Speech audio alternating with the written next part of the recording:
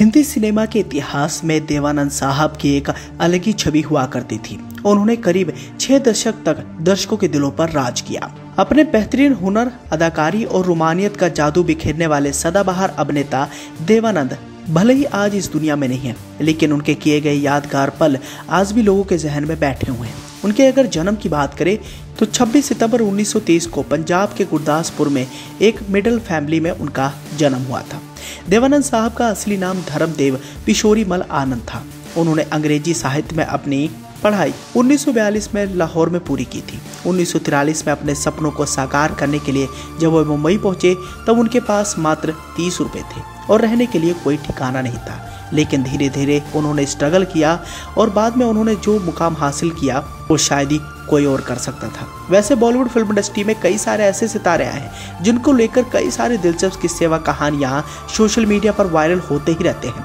उन्हीं अभिनेताओं की तरफ नजर डालेंगे तो देवानंद साहब भी काफी बेहतरीन अभिनेताओं में से एक थे और उनका स्टारडम भी चारों तरफ देखने को मिलता था। सिर्फ देश में नहीं बल्कि विदेशों में भी देवानंद साहब की तगड़ी फैन फॉलोइंग हुआ करती थी। अब मुंबई पहुंचकर देवानंद साहब ने कभी भी ये नहीं सोचा था कि जिस सस्ते होटल में मैं कमरा किराए पर लेकर स्ट्रगल करूंगा, बाद में मेरे पास इतनी करोड़ों की प्रॉपर्टी आएगी, इसकी उन्होंने कभी कल्पना भी नहीं की। उस कमरे में उनके साथ 3 अन्य लोग भी रहा करते थे। उनकी तरह ही फिल्म इंडस्ट्री में अपनी पहचान बनाने के लिए वो भी संघर्ष कर रहे थे। देवानंद साहब को पहला ब्रेक 1946 में प्रभात स्टूडियो की फिल्म हम एक हैं से मिला। हालांकि फिल्म फ्लॉप रही, लेकिन दर्शकों के बीच वो अपनी पहचान नहीं बना सके। इस फिल्म के निर्माण के दौरान ही प्रभात स्टूडियो में उनकी मुलाकात गुरुदत्त से हुई और उस समय फिल्मों में कोरियोग्राफर के रूप में वो अपनी पहचान बनाना चाह रहे थे और धीरे धीरे उनके करियर की शुरुआत हुई और आने वाले समय में उन्होंने बॉलीवुड फिल्म इंडस्ट्री में अपनी एक अलग ही छाप छोड़ी। अब देवानंद साहब का स्टाइल भी बाकी अभिनेताओं से अलग हुआ करता था, जिस वजह से उन्हें जल्दी लोकप्रियता हासिल हुई।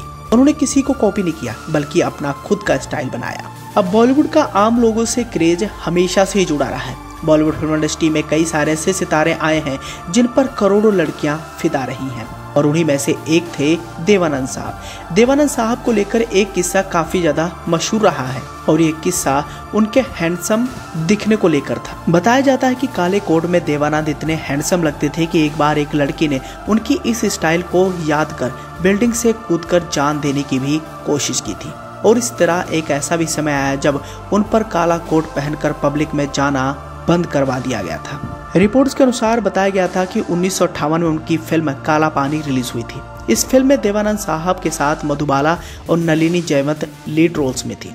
बताया जाता है कि इसमें ब्लैक कोट में देवानंद साहब इतने हैंडसम दिखे थे कि एक लड़की ने कथित रूप से उन्हें याद कर अपनी जान दे दी थी। रिपोर्ट्स में यह भी दावा किया जाता है कि उनकी एक झलक पाने के लिए लड़कियां बिल्डिंग से कूद जाया करती थी। अब ऐसी दीवानगी किसी भी अभिनेता के लिए नहीं देखने को मिली थी, लेकिन यह स्टारडम देवानंद साहब के पास था।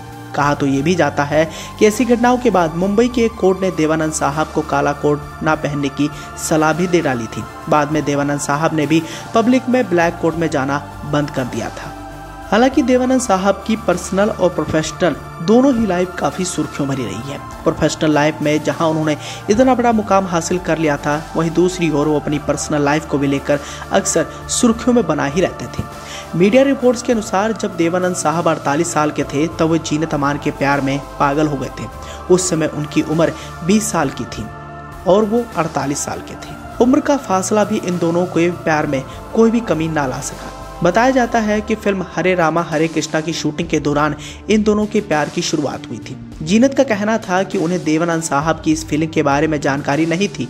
अपनी ऑटोबायोग्राफी रोमांसिंग विद लाइफ में देवानंद साहब ने लिखा था कि जब भी वह बात करती थी मुझे अच्छा लगता था, मन ही मन हम एक दूसरे के साथ इमोशनली जुड़ गए थे। एक दिन अचानक मुझे लगा कि मैं जीनत से प्यार करने लगा हूँ। मैं उसे ये बताना चाहता था। रोमांस के लिए खास जगह होटल ताज को मैंने अपने प्यार के इजहार के लिए चुना। हमने पहले एक बार वहां डिनर किया था। तो कुछ इस तरह की देवानंद साहब की जिंदगानी रही है। यहाँ हम आपको इस बात की जानकारी देना चाहेंगे कि आखिरी दिनों में देवानंद साहब ने एक ऐसा फैसला लिया था जिस फैसले ने उनके फैंस को निराश कर दिया था। देवानंद साहब नहीं चाहते थे कि भारत में उनके चाहने वाले उनका मरा मुंह देखें, इसलिए उन्होंने जिंदगी के आखिरी पल लंदन में बिताने का फैसला किया था, जिसकी वजह से उनके फैंस के बीच मायूसी देखने को मिली। और फिर 3 दिसंबर 2011 को 88 वर्ष की उम्र में देवानंद साहब को हार्ट अटैक आया और इस दुनिया को वो छोड़कर चले गए।